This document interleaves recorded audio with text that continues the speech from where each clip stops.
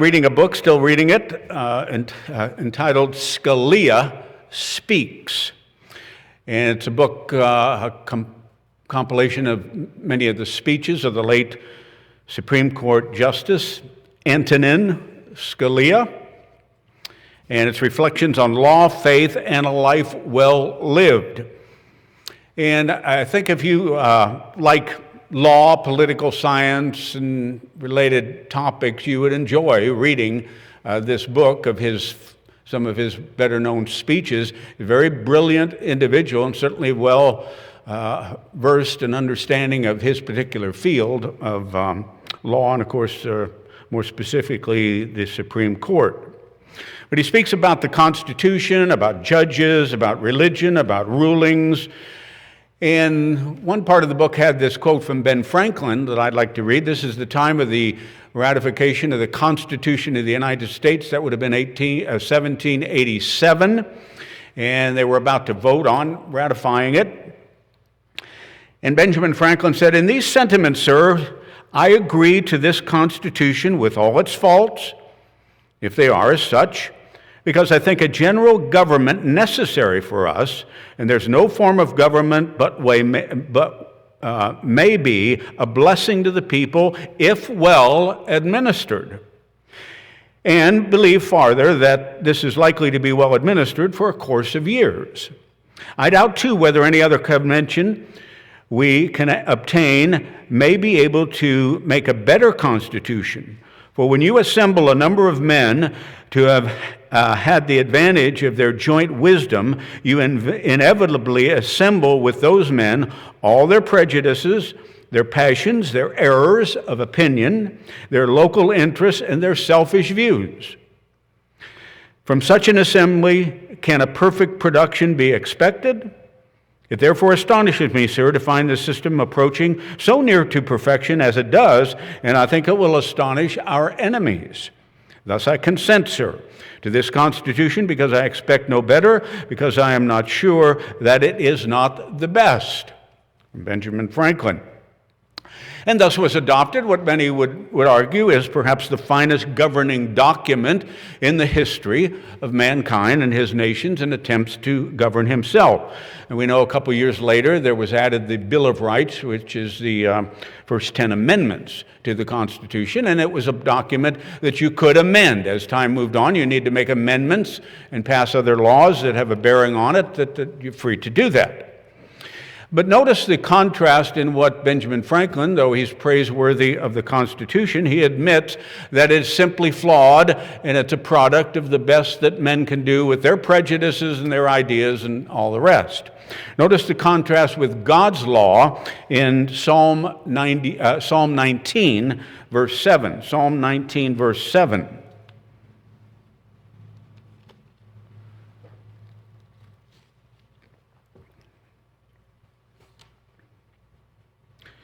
Psalm 19, verse 7, "The law of the Lord is perfect, converting the soul. The testimony of the Lord is sure, making wise the simple." Even Moses' face was shining as he came down from the mountain with the 10 Commandments, with the foundation of the Old Covenant, and his face was shining so that he had to cover it because the people could not look on the glory of that administration, as great as it was even in the Old Covenant.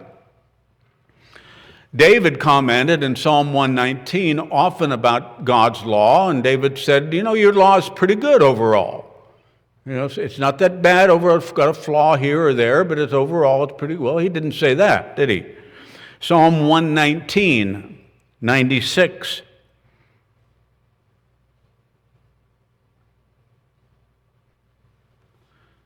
This would be the contemporary English version, Psalm 119, 96.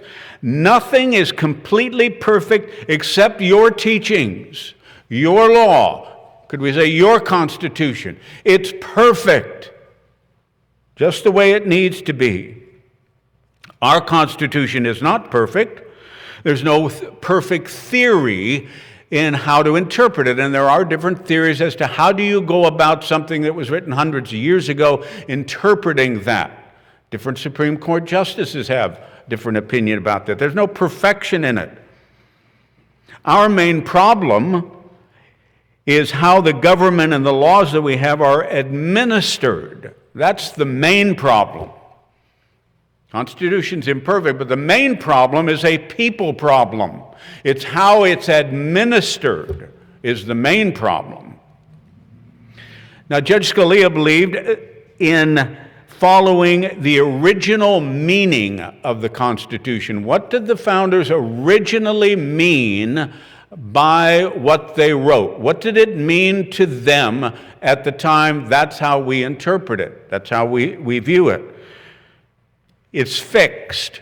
It's permanent. Yes, you can make amendments, but the Constitution is fixed and permanent was his perspective on interpreting the Constitution.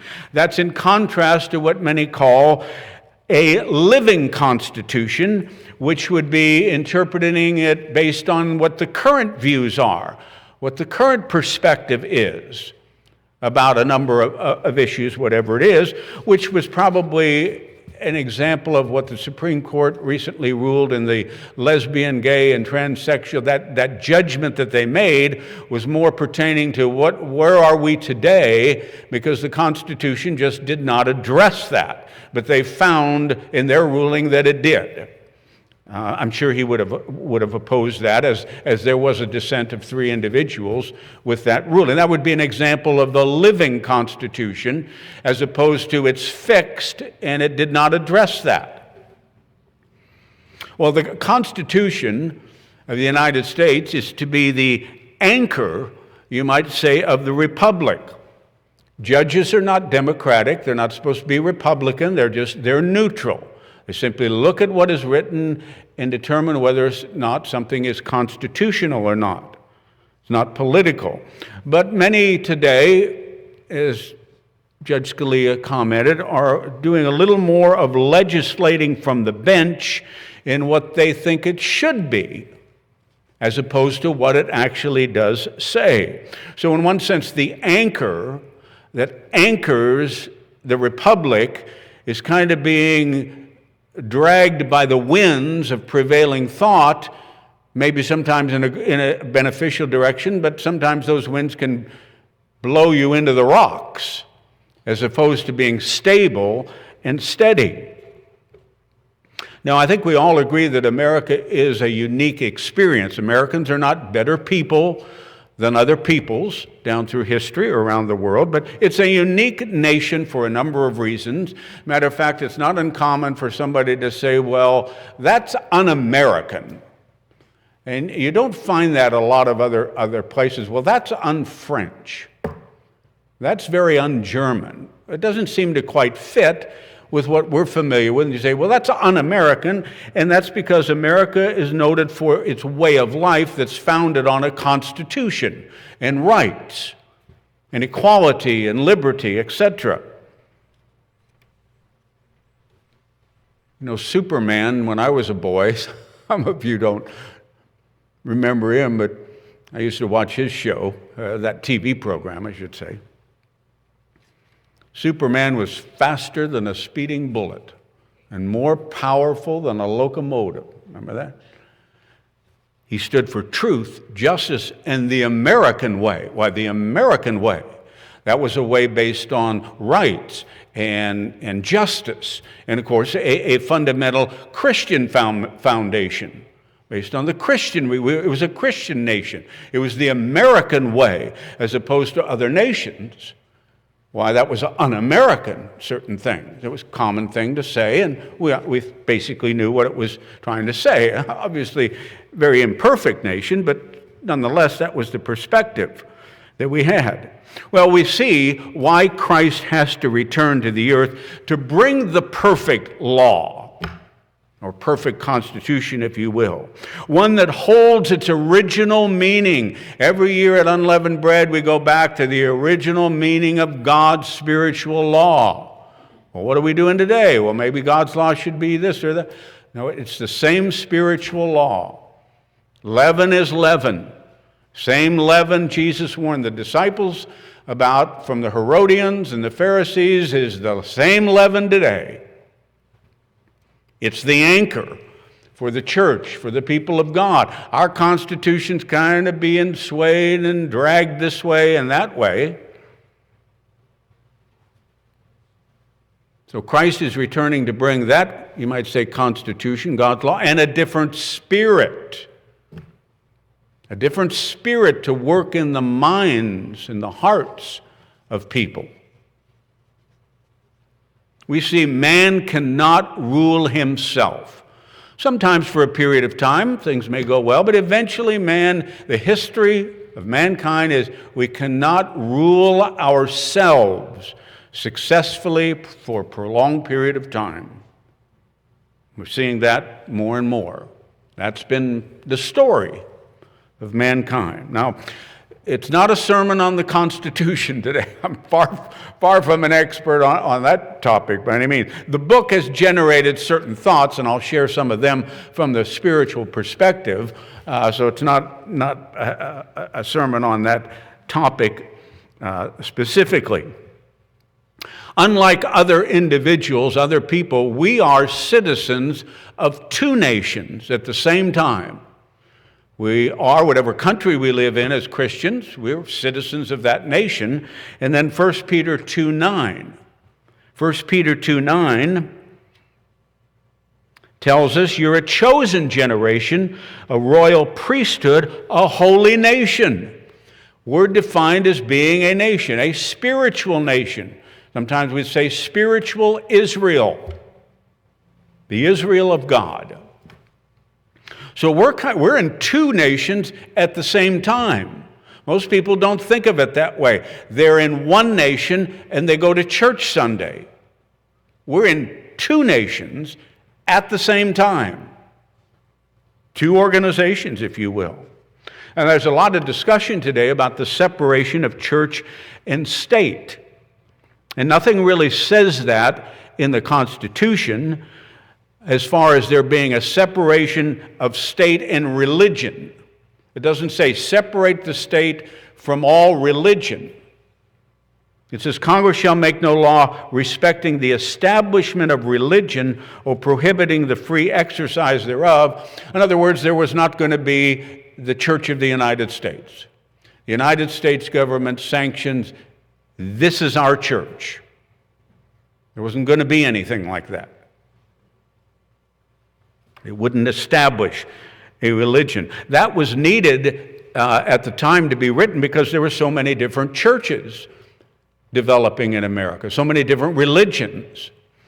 And I think Mr. Meeker has commented in the past about the French diplomat who said the difference between France and the U.S. is that France has two religions and 300 cheeses. The U.S. has two cheeses and 300 religions.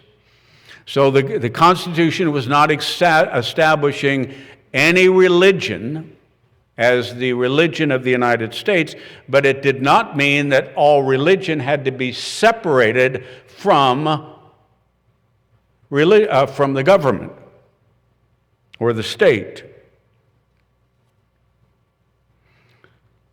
How is the Church of God to be separate from the state?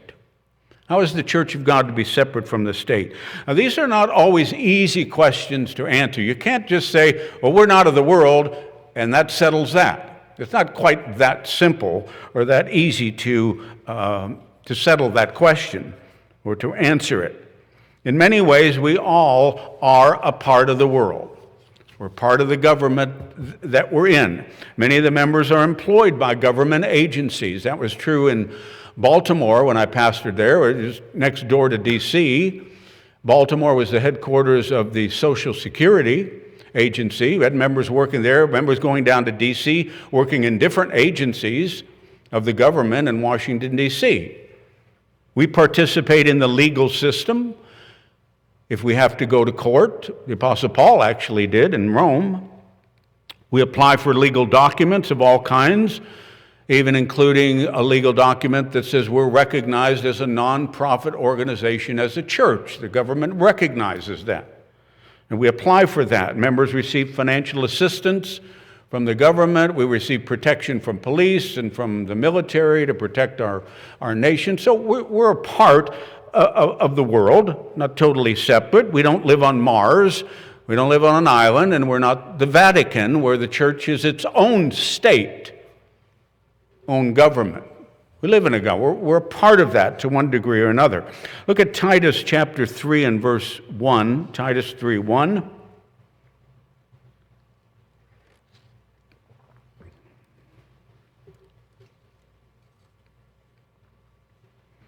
In Titus 3:1, remind believers to submit to rulers and authorities, to be obedient.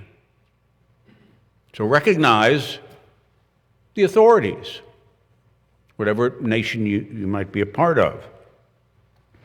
Jesus, of course, meant that we're not of this world, or we're not of this world's way of thinking, its values, its orientation, its foundation. We don't get entangled in the affairs to the detriment of our spiritual life, that detract from our spiritual nation. But at the same time, we're citizens wherever we live. Not wrong to be citizens or to participate in matters that involve citizens. So today I want to look at this issue not from the state's perspective, which is often argued in the court, and people have different opinions about that, but from the church's perspective. This contrast of the church, the two nations, our role, our part in it. I'm not trying to downplay citizenship. That's not the purpose of it at all. We're permitted to be citizens. Joseph and Daniel had a very important role in the Egyptian and Babylonian government. Now, they were not in the church. There was not an established, Christ hadn't established his church, so it's two different things, but they were individuals living God's way within the midst of a government, to kind of set the example, if you will, how it can be done. So I want to highlight the spiritual citizenship of the royal priesthood and what we should understand. Let's go to Romans 13:1. Romans 13 and verse 1. Well known to all of us, verses 1 through 3. Let every soul be subject to the higher powers. There's no power but of God.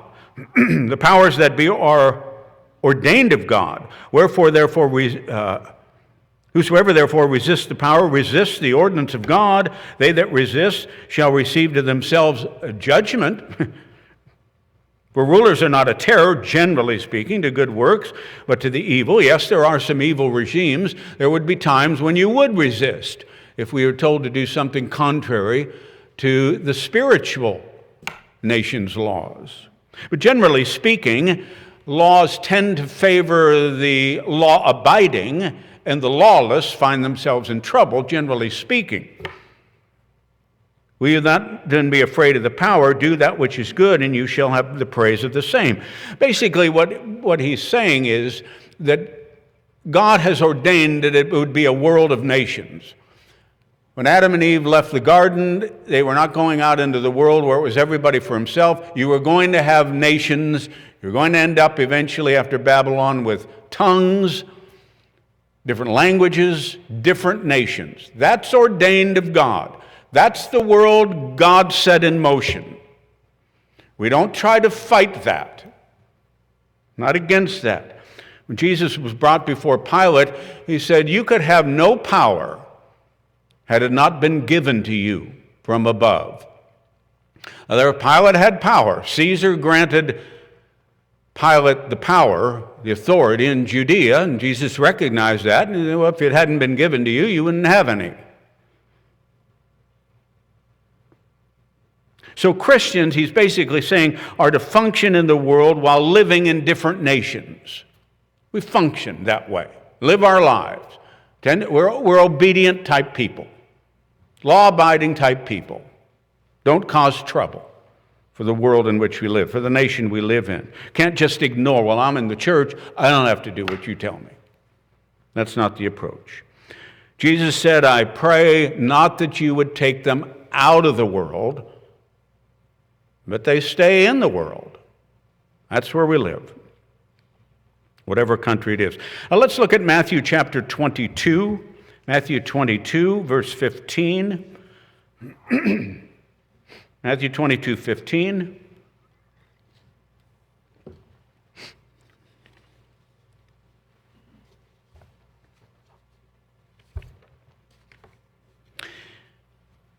Then went the Pharisees and took counsel, Matthew 22:15, how they might entangle his talk. They were trying to trip him up. And they sent out unto him their disciples, the Herodians, saying, Now, Master, we know you are true. You are genuine. You teach the way of God. Now, we know that. And neither you care for any man, nor regard not any person. Now, notice how they come across. When in their heart they're trying to trip him up. They want to trap him. So if you don't mind us asking you a question here, what do you think? Is it lawful to give tribute unto Caesar, hoping he would say something negative about Caesar and they'd have a charge, arrest him? Well, it didn't take a lot of perception on Jesus' part, I don't think, to perceive, as it says. He perceived their wickedness. What if we perceive any of that in the political arena today, whatever side it is, where there's the questions designed to elicit a certain response that you can then use against that individual? So Jesus didn't have any trouble perceiving their wickedness and said, Why are you tempting me, you hypocrites, trying to praise me? I'm a man of God. I know what you're doing. So show me the money. So they brought unto him a penny, and he said unto them, Now whose picture, whose image is that? Well, they said, Well, that's Caesar. He said, And then to render unto Caesar the things that are Caesar's, and unto God the things that are God. And when they heard this, they marveled. What a simple answer. What a basically brilliant answer. Well, give to Caesar the things that are Caesar's, and give to God the things that are God's. What's the problem here? They marvel. They marveled at that. So Jesus is showing in the Bible that the church and the state are separate. There's things of the state, doesn't mean it's bad. There are things of God. You render to the state what they have a right to, and to God you give to God. The church and state are separate entities, though you live within it. The business of the state is not God's business, fundamentally. Doesn't mean it's bad. Matter of fact, it's ordained of God, as we read earlier. But the church is concerned with the most important elements of human existence. The church is focused on the most important elements of human life: righteousness, character, godliness, spiritual truths, salvation. Why is the world the way it is? Where are we going? These are not achieved through the state. The state doesn't supply those answers to the citizens. Maybe they promote some things that might be beneficial. We hope they would. But they really don't supply what the church supplies to mankind. The state has a different purpose. The state is not a Christian's source of power. We don't get our power, our motivation, from a political philosophy. It's not where our hope is. We have hope for all of us, for our nation, wherever we live. We hope for the best. Pray for the best. It's not our hope. For many people, that's it. The nation's the stability of their life. And when they begin to see things troubling and disruptive, they get very nervous about it. They get very unsettled. It's very worrisome. What's happening? Well, they don't have anywhere else. Where are you going to turn? Nowhere. That's not the foundation of our hope, our stability, like we heard in the sermonette, the source of our courage, the means to salvation. So the focus of the two kingdoms are fundamentally different. I don't necessarily mean bad versus good, but different intent. Look at Matthew 6:25. Matthew 6:25.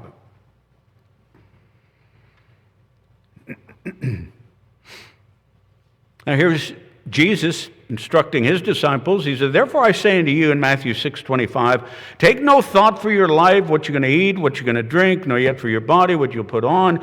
Is not the life more than meat, and the body more than raiment? And then in verse 39 of chapter 5, Matthew 5:39, but I say unto you, you shall resist not evil. Whosoever shall smite you on the right cheek, turn unto him the other also. The state can't say that. The state couldn't tell citizens, oh, don't worry about what you're going to eat, where you're going to work. Don't let that bother you. Be a revolt. Imagine a politician with that's his platform. Don't worry about what you're going to eat, everybody. Don't worry about where you're going to work. We don't worry about those things primarily. Well, he wouldn't get a vote. He couldn't say that. The state can't tell, well, if a citizen takes your coat, give them your cloak also. They're looking for somebody to be arrested, put in jail. Can't tell them that. But that's what Jesus told his disciples. His nation, that's how his nation lives. Their constitution. State can't do that. The state actually should operate like the old covenant.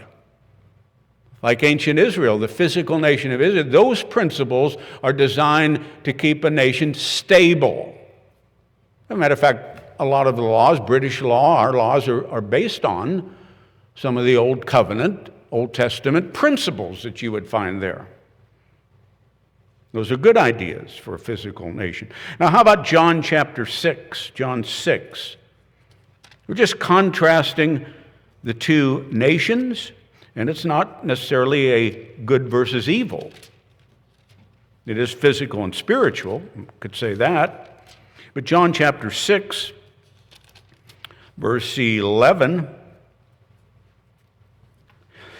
And Jesus took the loaves, and when he had given thanks, John 6:11, he distributed to the disciples to them that were sat down, likewise of the fish, as much as they would. When they were filled, he said unto his disciples, gather up the fragments that remain, and so we don't waste anything. So they gathered them up and filled 12 baskets, and the fragments, and 5 barley loaves, which remained over and above unto them that had eaten. Then those men, when they had seen the miracle that Jesus did, said, this is of truth that prophet that should come into the world. Well, this is the one Moses said when God spoke to Moses and said, I'm going to raise up a prophet like unto you. I will give him my words and give him my spirit. And they were looking for it. And this is the prophet Moses talked about. We're convinced of that. Verse 15, when Jesus perceived that they would come and take him by force to make him a king, he said, let's do it. Think of what I can accomplish if I'm a king and have the authority. I can make a lot of changes, transform a lot of things. Let's do it. Well, no. As a matter of fact, instead of saying, well, that's a good idea, think all I can accomplish if I were a king, he got out of there and went to a mountain by himself. I'm out of here. No talking of a king. Not bad to be a king. David was a king. Not that a king's evil. That wasn't the point. But the state was not going to be useful in accomplishing his mission. That's not how he was going to accomplish it, through the role of a king. Wasn't going to train his disciples in government work or social work, honorable as that might be, and helpful. That wasn't what he was doing. So Jesus fed the 5,000 on that occasion, and another group, I think it was 4,000 on another occasion, but he didn't come to move throughout all of Judea and Galilee and feed all of the poor. That wasn't what he was trying to do. Matter of fact, on one occasion when they were anointing his head and his feet with some pretty precious, expensive oil, Judas and then the others said, well, that's a waste of money. We could have taken that, cashed it in, and look at the good we would have done for the poor. Jesus said, well, you got the poor with you all the time. I'm not here that much longer. This is a right use of that. And a lot of people would say, well, where's the compassion? Where's the concern about the other? And of course, it said Judas wasn't the least bit concerned about poor people. He wanted the money. But helping the poor is certainly very, very admirable, but that wasn't what he was doing primarily. What he was saying is, look, the world is the way it is. It's going to stay that way. It's this present world. That's the way it is. It's going to be that way a little longer. Governments come and go. Good is accomplished, not so much good. They come for a while and they fall and rise up. The world is the way it is basically what he's saying. We're not transforming that. In other words, society has been mostly down through history. You had the very wealthy, the nobles, the landowners, and the vast majority of people had nothing, peons, controlled by very few with all the money, all the land, and you were dirt. And that's the history of mankind. And along comes America with a constitution and a different approach where everybody's subject to the law. You own the land you own. Nobody can take it away. And a vast middle class. No nobility. Totally different, unique experience in history. Nothing like it. Vast wealth and success for a number of reasons. Primarily thanks to Abraham and so many natural resources, but also laws and a government. So God doesn't use the spiritual nation to transform the world. The church may do good works, do good things, that's right and good, do good unto all men, the Bible says. But that's not the mission of the church, to transform the world into what it's supposed to be. That's what Christ is doing when he returns. Well, we as a nation, as a church, I should say, at least in America, and other places too, but America primarily, have been blessed in that the government has not impeded the church's work. The government more or less said, do your work. Stay out of your way. That's been a blessing. Look at Acts chapter 8. Acts chapter 8.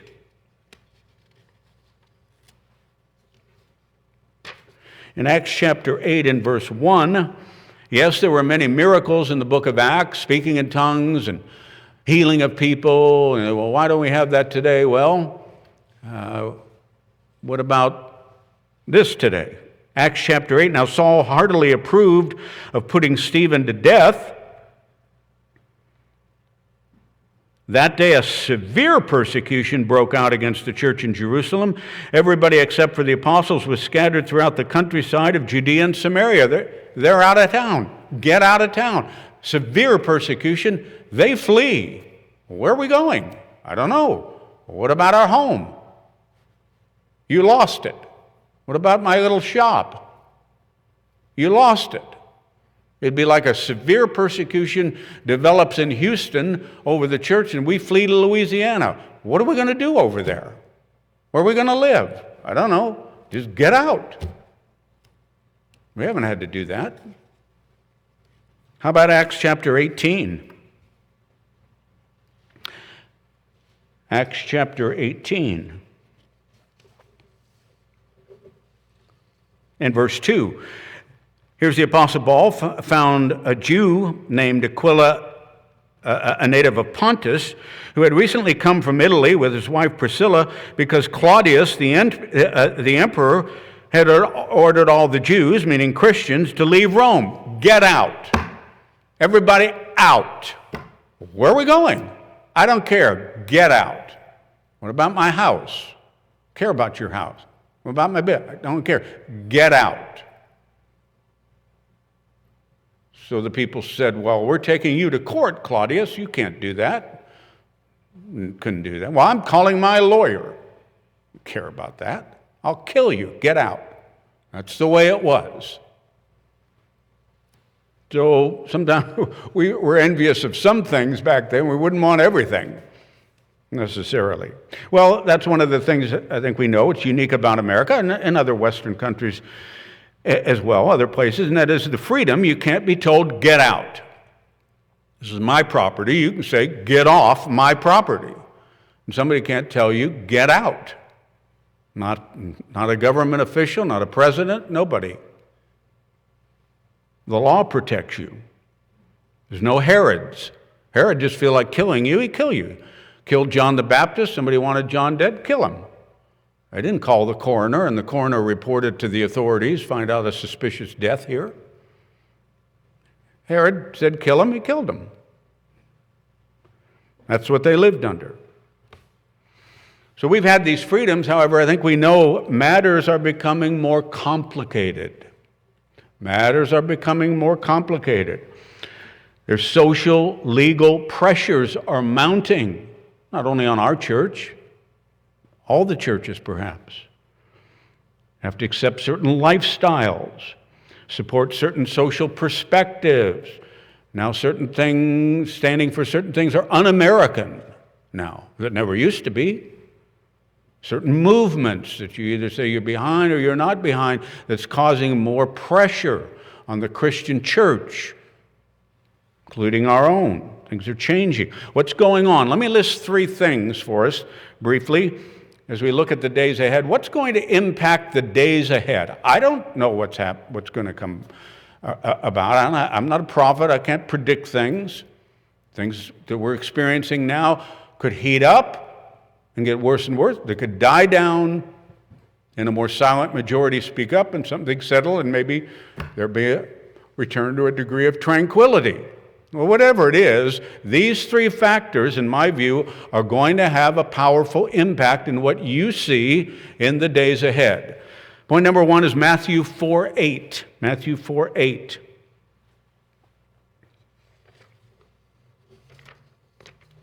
In Matthew 4:8, the devil took Jesus after he had fasted to an exceeding high mountain, shows him all the kingdoms of the world and the glory of them. And he said to Jesus, all these things are yours. You're the king. You're over them all. I'll give that to you if you fall down and worship me. And so then Jesus said, well, you can't. How are you going to give me all the kingdoms of the world? And the devil said, trust me, I can do it. Well, no, they didn't have that little dialogue, but you notice Jesus did not deny his claim. He knew he could give him. He could manipulate. He works in the hearts of men.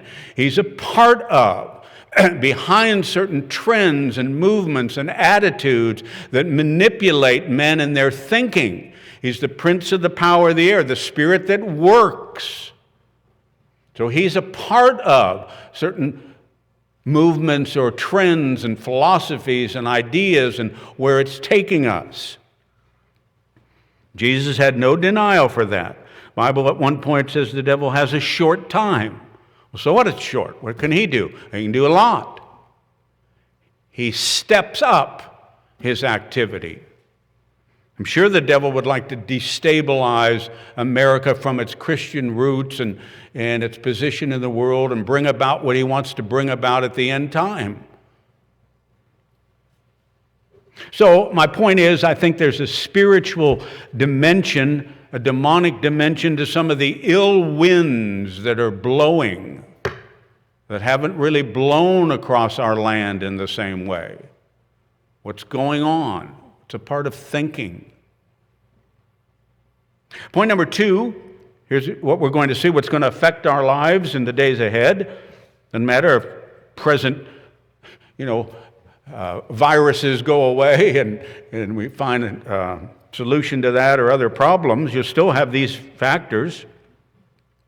That's the philosophical and political polarization. You might say the progressives battling the conservatives or Republican, Democrat, however you defined it. Each group has radicals on both ends.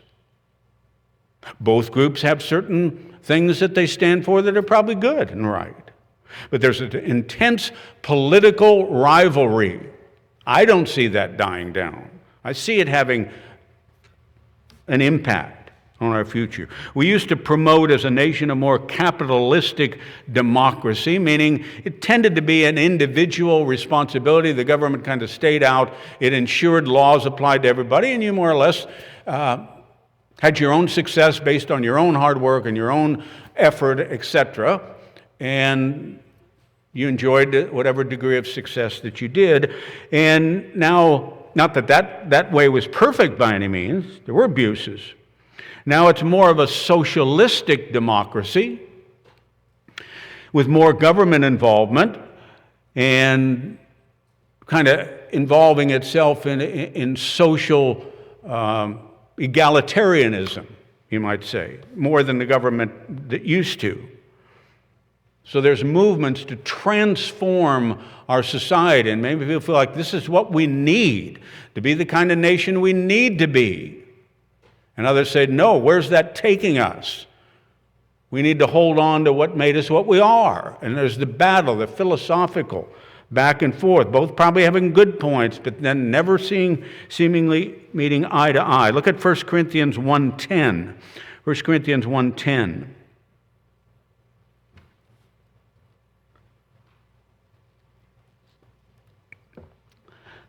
Now I beseech you, brethren, by the name of our Lord Jesus Christ, that you all speak the same thing. 1 Corinthians 1:10, there be no division among you, but that you be perfectly joined together in the same mind, the same judgment. So we have the same spiritual constitution, and people in the church never see things eye to eye completely. We'll never arrive at that totally, but fundamentally, we're on the same page. Fundamentally, we have the same spiritual constitution, same laws guide us, the same values, and so we encourage the church, speak the same thing, have the same overall judgment, and be unified in that manner. Well, that doesn't describe the nation we're in at the moment. There's like two nations, two Americas. If Vice President Biden is elected, he might be a very, fine gentleman. If he's elected, half the country will be singing "Happy Days Are Here Again." They'll be elated. Finally, we're going to maybe bring some unity, we'll bring some compassion, we'll make some progressive moves towards what we need to be, and they'll be all happy. The only problem is the other half of the nation is alienated immediately. Immediately alienated because they're all worried about big government and taxes and regulation and political correctness and downplaying of law and order and all the things they're worried about. And of course, it'll be the exact reverse. If President Trump is elected, you got the other half alienated automatically, and the battling that goes on. I don't see a solution to that at the moment. And finally, point number 3, what are we going to see? What's going on? What are we going to see in the days ahead? That's matters having to do with moral issues. What's right and what's wrong. Now, all 3 of these points I'm mentioning have nothing to do with racial matters, because you have the racial groups are divided themselves on these perspectives. They have a different view of both of them on the political side of things, maybe the spiritual from Satan as well, and on moral issues. They're not racial subjects. A society's shared moral values determine the role of government in people's lives. In other words, if you have a society, let's say, that everybody agrees on the laws of nudity. You can't walk around without any clothes. Everybody agrees. At least we used to. Everybody agrees, well, you can't do that, so it's easy for government to have laws that regulate walking around without clothing. Everybody, okay, yeah, that's a good law. You agree on that. But when shared values are less uniform, now we don't know what our values are, we're not sure, government becomes confused about, well, how do we regulate this? And what laws do we have? And what works for everybody? Because we're not unified morally, right and wrong, like we once tended to be, more so. It was easier to regulate. The government's now confused about what to say, what to do. So what are we going to see if there is an NFL season? What are we going to see for the halftime of the Super Bowl next year? If you saw last year's, I wonder what that one's going to be like, or the year after that. Well, we don't know. Who's going to say it isn't right? Who's going to say it isn't good? There's no unified consensus. What's good? What's moral? What's good for kids? What's good? Some are outraged. Others, oh, well, yeah, this is great.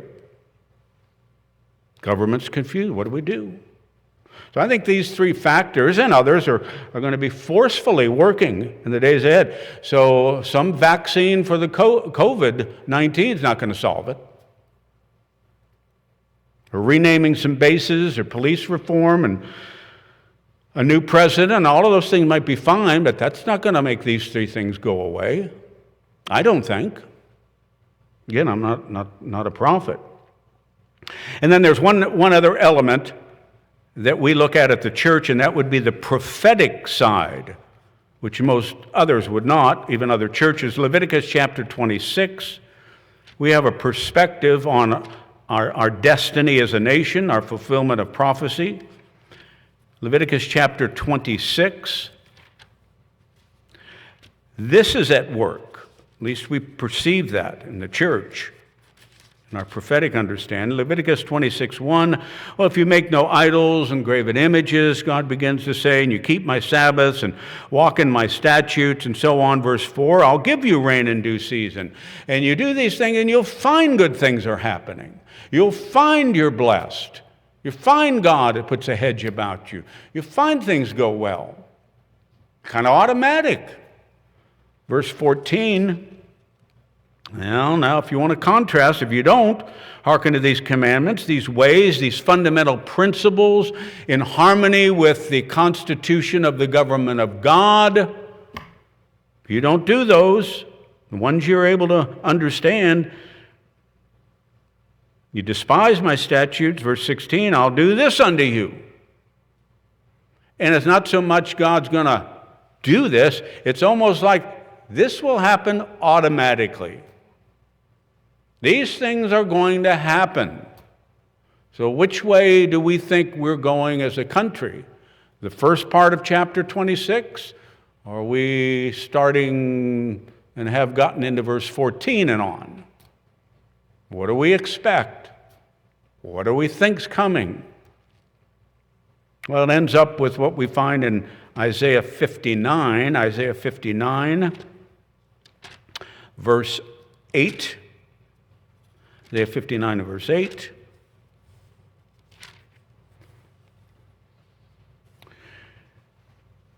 Well, unfortunately, ancient Israel, and this would be true of a modern Israel, the way of peace, they just don't seem to be able to establish peace. And there's no judgment. Where's the judgment? Where's the decision making? Something happens and they lower the boom. They go, wow. And then some other egregious thing takes place and kind of dismiss it and not a big deal. It's like it's where's the judgment? It's like it's upside down. There's no judgment. Verse 9, there's no judgment. Judgment is far from us. Neither does justice over. Where's the justice? Wait for light, wait for somebody to have the answer, somebody to cut through it all, to speak clearly. What we're seeing but obscurity, confused. I don't know what we're talking about. Well, these are going to play out and involve our lives in the day ahead. I don't know to what degree or how soon, any time frame. I see these three impacting the days ahead, as well as other things as well, I suppose. So what are we to do about all of this? We don't live on Mars. Now what do we do? Can a Christian be involved in social matters, social debate or reform, humanitarian causes? Well, sure. I have the right to do things as a citizen. That's okay. We're invited as citizens to voice our concerns or preferences. What about something like a march or a demonstration? Well, as I mentioned this morning, as I heard Mr. Armstrong say many years ago, it's not always the thing, it's the use of the thing. It's how it's used, in the manner. When the receiver took over the church, as I recall, many years ago, he just took over, took control of our church.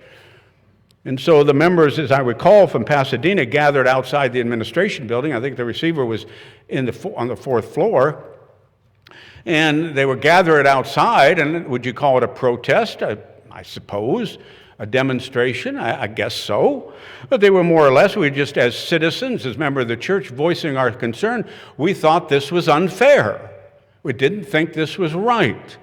And so we assembled. You can write in something. You can take something to court. You have the right to assemble. So they assembled. It was peaceful. There wasn't hatred. But it was voicing that, well, we don't think what you're doing to our church is right. We don't think it's lawful. We don't think it's fair. There wasn't anything wrong with that. It's not the thing. It's the use of it. If we need to voice our concern, maybe there's times to do that. A Christian will show the way. A Christian will show the way to do that within the structure of the laws in the country that give you the rights to do that. Will show you the way. And I think Martin Luther King actually promoted a certain manner of doing that in a more peaceful way to bring about and reformed a good part of the world through that approach. So the point is, we're to be model citizens in the nation in which we live, because we're law-abiding people. But at the same time, we know we're living in two worlds. We don't just live in one country and we go to church on Saturday. We live in two worlds, two nations, two constitutions. We know we're living in two worlds. We know why Christ is returning, why he has to bring the reform. That's why we pray, thy kingdom come. Some are calling for the different churches to get more involved. Maybe there's a time to do something. Not ruling that out totally. But it's almost, in God's church, there'll be a time when it's the opposite, where the church is telling the citizens of the spiritual nations, better start to disengage some, pull back some to a degree. Actually, there was the time when Jeremiah, I'm not saying we're there, but God said what was going to happen to the nation. Jeremiah said, well, I'm going to pray for them. And God said, don't bother.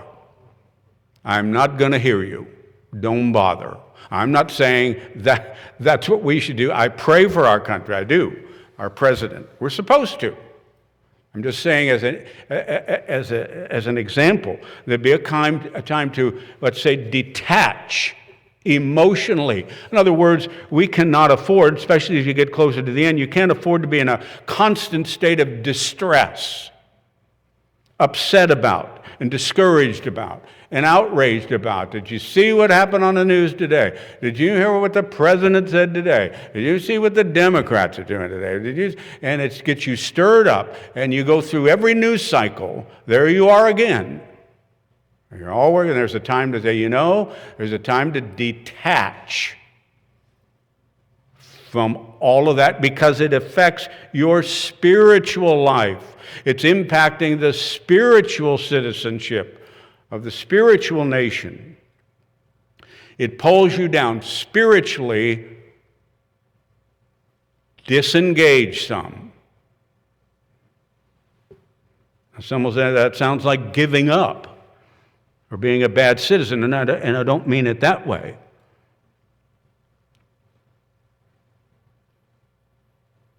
We just recognize there's more going on than politics and policy and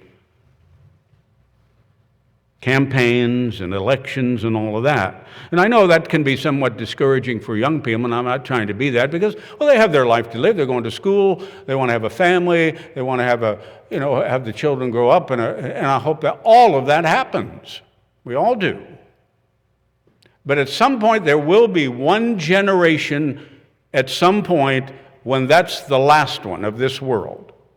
That generation will be going through a transition. It won't be a regular experience from a parental and a child and grandchildren and great-grandchildren experience. It'll be the transition into the kingdom that we pray about. I don't know when that is. I'm not trying to say that.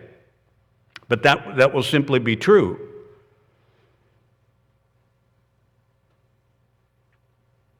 Now, what do we as Christians, what are we contributing to the world? What are we actually contributing? We'll wrap it up with these quick points. What do we contribute? What are we doing? Point number one, we offer free of charge the gospel. In other words, we give 10% or more of our income so something can go out free of charge. What the church gives out addresses matters of the heart. It's at the core of the problem, the core of our issues. Our support and effort helps to reach people about righteousness, judgment, sin, law, on what they can anchor their lives, on what they can have hope in, of what is coming, of matters of the soul, of the heart, to give peace of mind. We'll give you that free. Our members are paying for that. We try to give it out. We're all doing that. We're trying to contribute that to society. It's a great contribution. What else are we doing? We're setting an example to neighbors and co-workers, how to live, how to talk, how to act. You ever hear people say, and I don't necessarily mean referring to church people, where somebody does something in society and say, well, boy, that gives me faith in mankind. You see, that person returned that money, or they helped this individual. Boy, that gives me some faith in mankind because it's something right and good. And there are a lot of people that do that. But that's what we're all about, the whole church. That's how we live. Set an example that way. Our lives should be a positive experience for other people. Should provide some hope. Provides some peace, uplifts people. Philippians 2:15 says that you may be blameless and harmless, the sons of God without rebuke in the midst of a crooked and a perverse nation, among whom you shine as lights in the world. We're a group of people shining as lights in the world. That's what we contribute. And of course, in contrary, we're not contributing to anything that's negative, destructive, evil. That's what we're contributing. And finally, point number 3, Mark 13, verse 20, last verse, Mark 13:20. I mean, what are we doing for anybody? Somebody might ask. Mark 13:20, if the Lord had not shortened those days, no one would be saved. But for the sake of the elect whom he's chosen, he shortened the days. Millions and millions of lives saved. Tens of millions of lives. Hundreds of millions of lives. Saved because God said, I'll shorten the days. Because I see in a group of people who yield themselves to me, allow my Spirit to work in their life. They live a certain way. That gives me hope for mankind. I'll shorten all of this. What are we doing for the world? Saving it. Sparing millions and millions of lives because of how we live on a daily basis. What's in our heart, what's in our mind. What are we doing for anybody? Well, I think a lot. Can we do something other socially and in our community? Well, sure. Those might be good and fine. Might be a good cause. We'll do it as a Christian. Maybe something's good. It's okay. So our living as citizens of the spiritual nation is serving all humanity in a way very, very few can or understand. Very few. What's it say in Isaiah 2, verse 2? Let's go up to the mountain of the house of the eternal. Let's go up to the mountain. Now they're coming, let's go up to Jerusalem. Let's go up to the mountain, the house of the eternal, and he'll teach us of his ways, and we'll learn the Communist Manifesto. Let's learn that. Well, they're not to teach that. Well, let's go up and learn the Constitution of the United States. I'm not going to learn that. Not what they're going to be taught. I'm going to turn the Constitution of the Kingdom of God. Well, who knows anything about that? Never heard of it. Where do you find that? The people of God? Who's going to teach them that? People learning about the constitution of the spiritual kingdom of God. What are we doing to help anybody? Well, I think a lot. So what are we doing for our fellow man, for our society? What we're doing is to be supermen and women. Remember that, superman? Few of us are faster than a speeding bullet, I will say that. But we are supermen and superwomen of faith who stand for truth, justice, and the kingdom way.